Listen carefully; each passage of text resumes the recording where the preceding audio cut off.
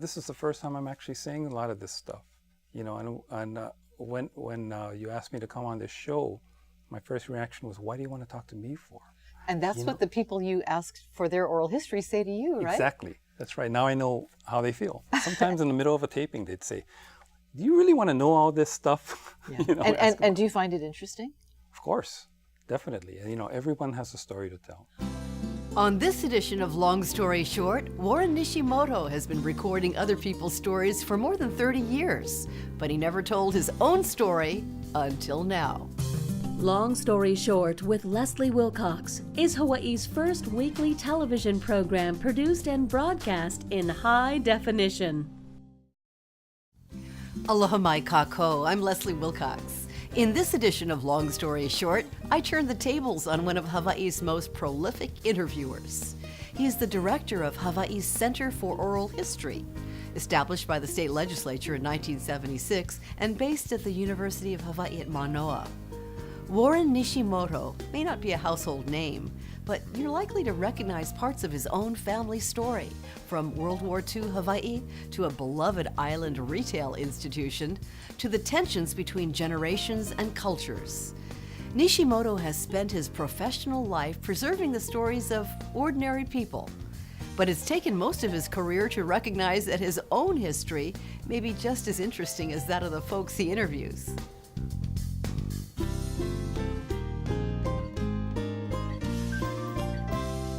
My father was Tsuyoshi Nishimoto, who was from a small plantation town called Honohina.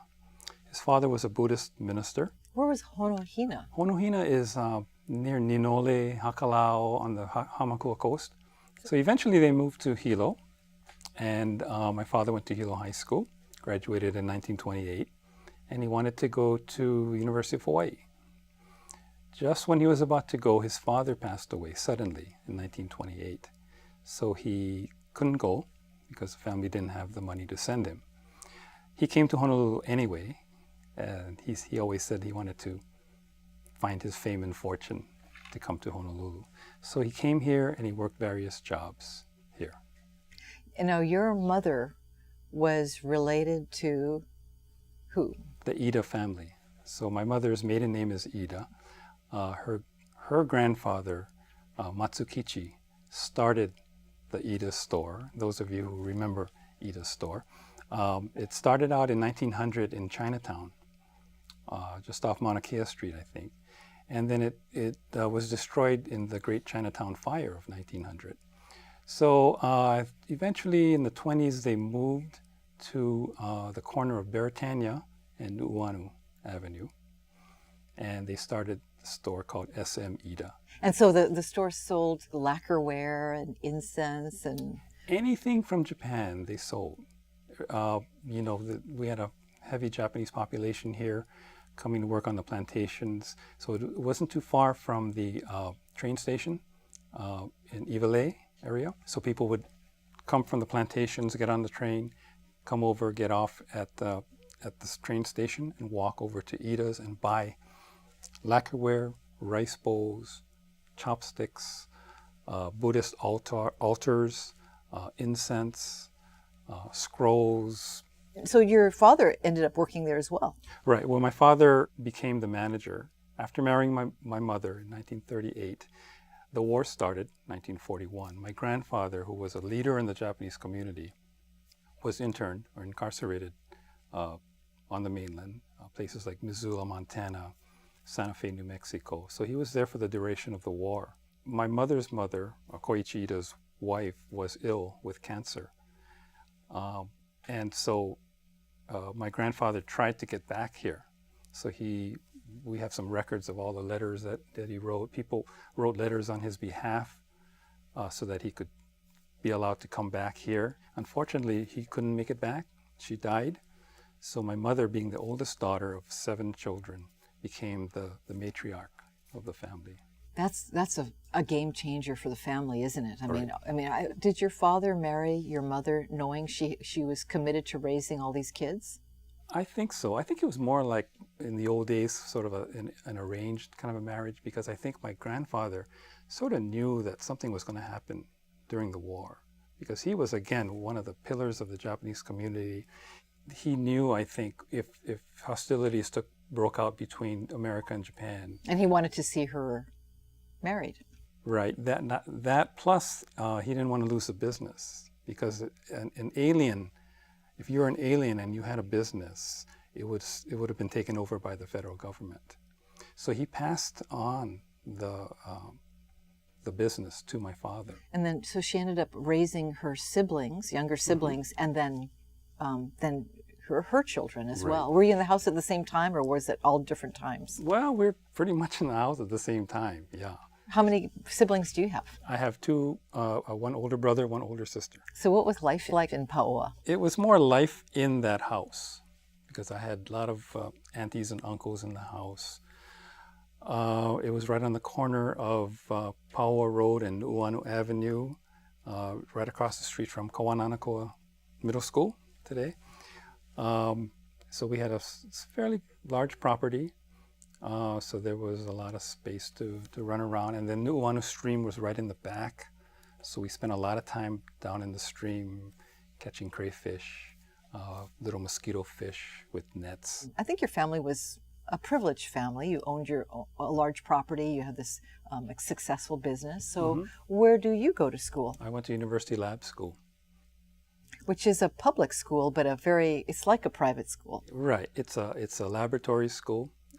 It was part of the College of Education at the University of Hawaii. It was to train student teachers. So all of our teachers were young and energetic.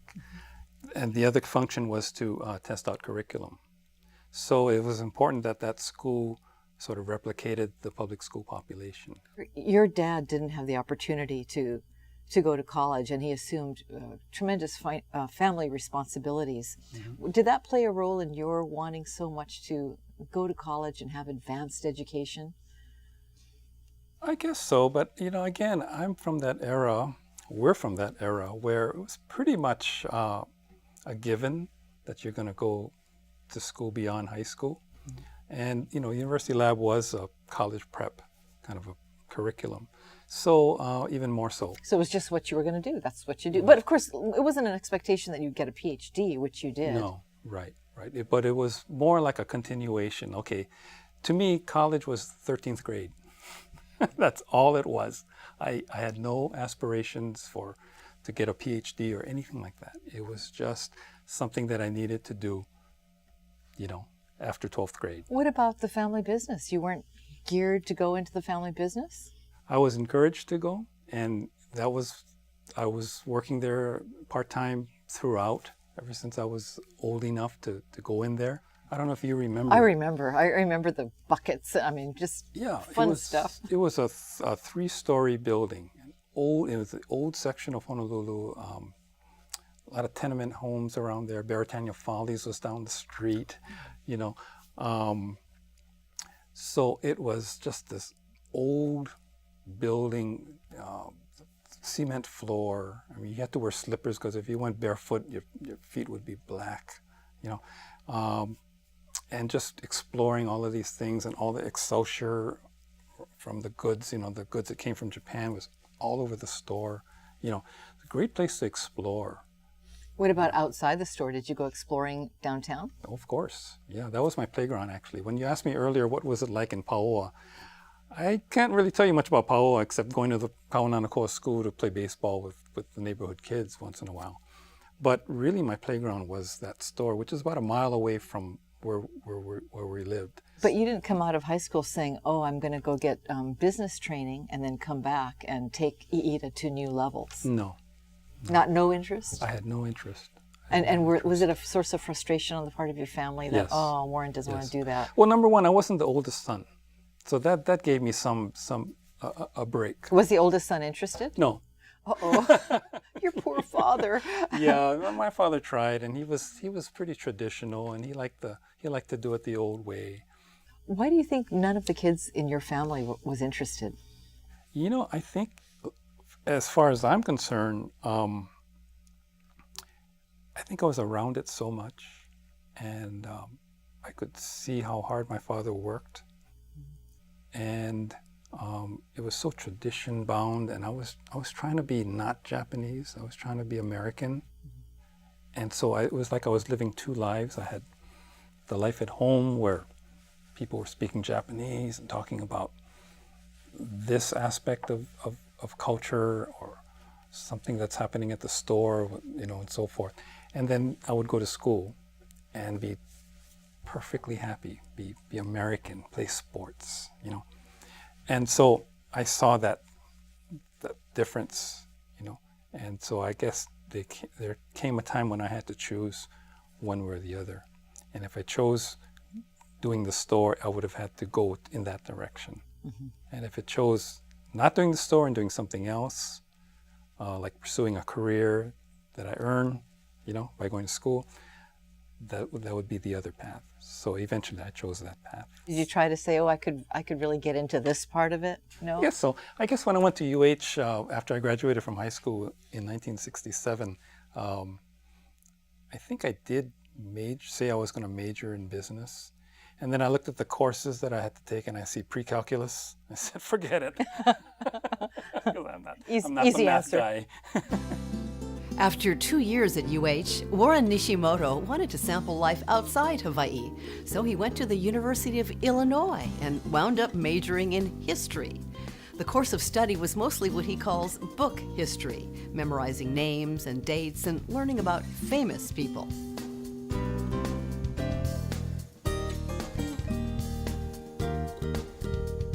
And at that time, I selected history because that's the one field that I had the most credits in. And now remember, this is late 60s now. This is Vietnam. And so we needed to stay in school if we wanted to not get drafted. What about that whole time of rebellion and revolt and dissatisfaction with the way things were? That was right at that time. And did that affect you? How did that affect you? Definitely. Were you wearing your headband and your beads? Yeah, my hair was about this long. I was part of that. I was part of the Asian American Student Alliance, for example. Demonstrations, protests. We sat in at the Illini Union, which is a union hall, because they were bringing in ROTC recruiters.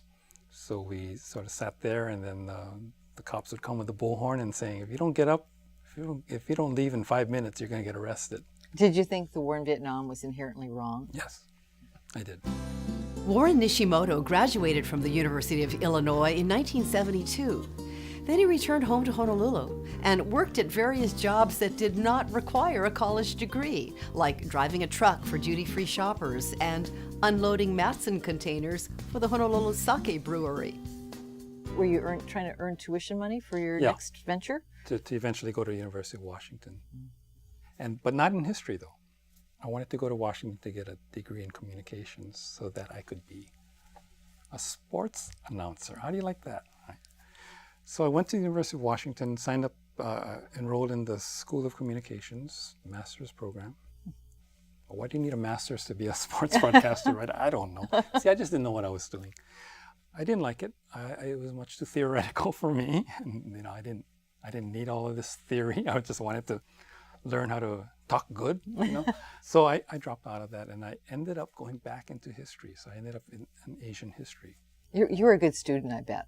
No, I wasn't a good student. I was an average student. But you liked going to school. Yeah. I guess I was competent, I wasn't a good test taker. I was an okay writer. But I think it was the idealism of the 60s that sort of fueled me into continuing in the humanities rather than going into business or something else. So then you get your master's degree, and then what? So I came back to Hawaii in 1977, and guess where I worked? Iida's. I started working at Iida's, and I was doing a lot more than just doing what I was doing when I was a kid. I wasn't in the back anymore. I was out there, and I like dealing with customers. I like to tell them about the background of a certain item, a vase, I started to learn a lot about that. That was interesting. So from 77 to throughout the the 80s, even when I started at the Center for Oral History, I was working at the store at night. That was something to do, but yet at the same time, I knew it wasn't something I was going to do for the rest of my life. But you say you did get a job at the Center for Oral History. How did that happen? Now that happened in 1979. There was an ad for a researcher interviewer for the Center for Oral History. It was called the Ethnic Studies Oral History Project back then. It's part of the Ethnic Studies program at the UH Manoa. When you're a history major and you see a job with the word history in it, you jump at it. Okay, and it just leaped out at me and it says Ethnic Studies Oral History Project. I ignored the oral part. I'll go apply. And so when they explained to me what it was conducting life history interviews with ordinary people about their life experiences. And you put those histories together, and that's what they were doing, or putting it together. And that would be another source for future researchers to go to understand Hawaii's history. So in other words, instead of reading a book by a historian about pineapple cannery work, you talk to the pineapple cannery worker, right? What a revelation to me. I mean, like, wow, that's history. And so this divide that I had between classroom history and my own history started to come closer and closer together. Because now I'm talking to people like my parents, like my father, about pineapple cannery work, pineapple field work, sugar plantation work, fishing, farming, longshoring, homemaking, all that kind of stuff. And so that's what the Ethnic Studies program was. Their slogan was "Our History, Our Way." And when you think about that slogan, it's very true. It's not history written by an outside historian who comes to Hawaii and writes the history of Hawaii. It's talking story with the people who actually lived history. And I thought that was the greatest thing. And you'd only been into book history before this, That's right? That's right. When I came to apply for the job, it was a full-time researcher job. And I'm sitting there waiting to be interviewed, and then a woman walks in and sits down next to me, and I introduce myself. She introduces herself, and she says, "Oh, I'm applying for this job." And I said, "Oh yeah, so am I." Okay, so well, nice to meet you and so forth. Good luck. So we both interviewed, and turned out that the director, Chad Taniguchi, liked both of us. She's my wife now. He couldn't decide, so he split the job in half. And he gave me half the job and gave her the other half. And it became a part-time gig now, right? Right, part-time gig, and we both constituted one full-time person. So that's how we got together. So that became your life's work. You're still there after all these years, and obviously she's been your wife of all these years. Right. And you finally got a full-time position, and so did she, yes, right? Right. Yeah. But you're both still there. We're both still there. What about so who becomes the boss? Well, it depends on how you define boss, but as far as the hierarchy is concerned, in terms of the UH and so forth and so on, I'm the director, and she is a research associate. How did that get settled? It hasn't. No, it's okay. Some people say, "How can you work with your spouse?" And I just say, well, you just go with it, and hopefully you agree on things without having it being said, and you move in the same direction. That's essentially what it is. And that's happened? Yeah. What's the most amazing oral history you've ever taken? I can't really name one.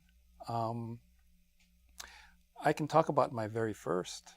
This was back in the 70s when I first got hired, and my assignment was to go to Wahiawa and find a field worker, a pineapple field worker. So I contacted a woman. Her name was Motoe Nihe. I still remember her name. And I went to her home in Whitmore Village, and I was nervous. She's sitting there, and she's never been interviewed before. In fact, she told me, "Why do you want to interview me for? I just worked out in the fields for 50 years. Why don't you go interview, Spark Matsunaga or Danny Noi? That's the real history, right?" And I said, no, we want to talk to people like you who worked out in the fields. So, okay, so she's sitting there, and I could see she's sort of kind of nervous, but here I am kind of shaking as I'm pressing the button. She says, let me help you. And she says, I think it's this red button over here, So she goes, okay, let's start, And, I'm the one that's supposed to be the cool, composed person, but she taught me a lot that day. That would be just the first of countless interviews Warren Nishimoto has conducted over the course of his career. His colleague and wife, Michi Kodama Nishimoto, also goes out and gathers these precious accounts.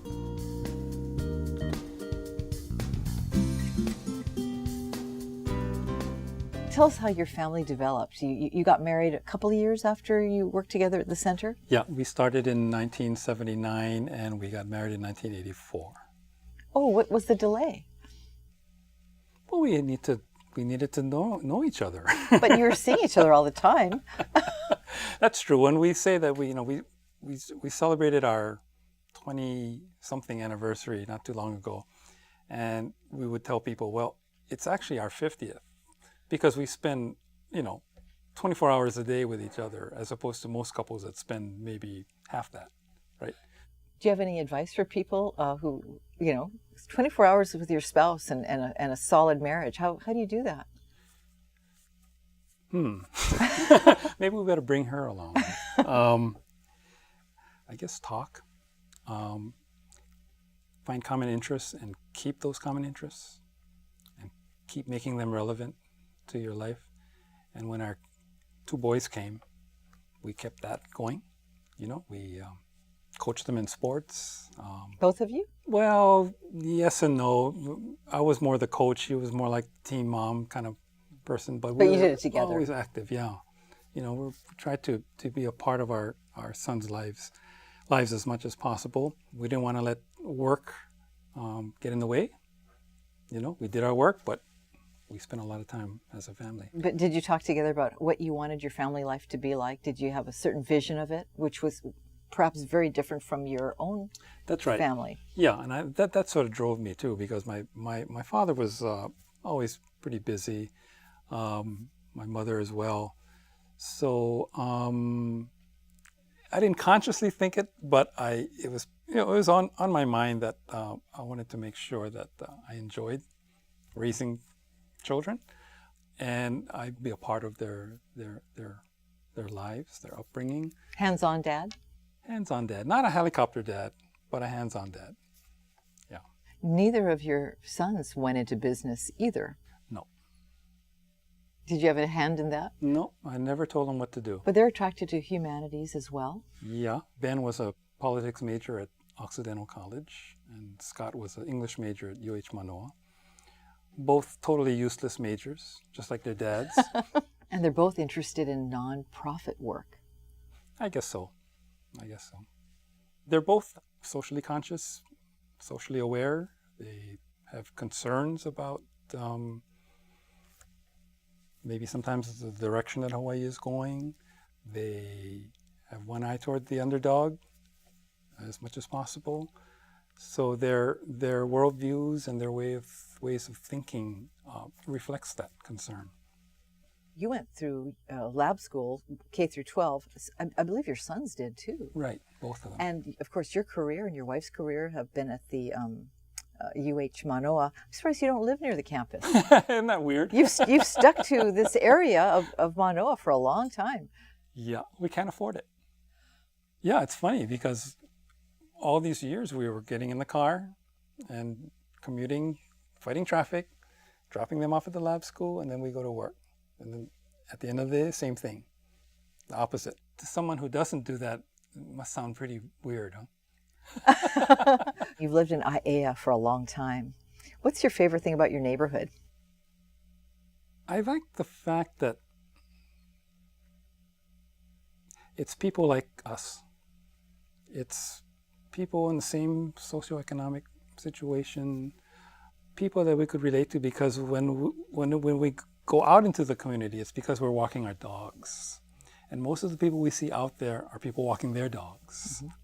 So it's that security that you have something in common with someone else, with your neighbor or someone who lives down the street, and you can talk about it. And you can say, well, how's your dog doing? Well, my dog just came back from the vets, blah, blah, blah. It's a comforting feeling, and I think everyone has that. So you've actually stayed with what you pick early. Iida, long time. Your career, long time. Yeah. Well, I'm a pretty stable guy, I guess. And then you laugh. Yeah. Well, yeah, I guess I'm a stable guy, and I sought that for my family. You know, I think stability is a good thing. What do you see in your future? I'm going to be retiring sooner rather than later. I think it's a young person's job.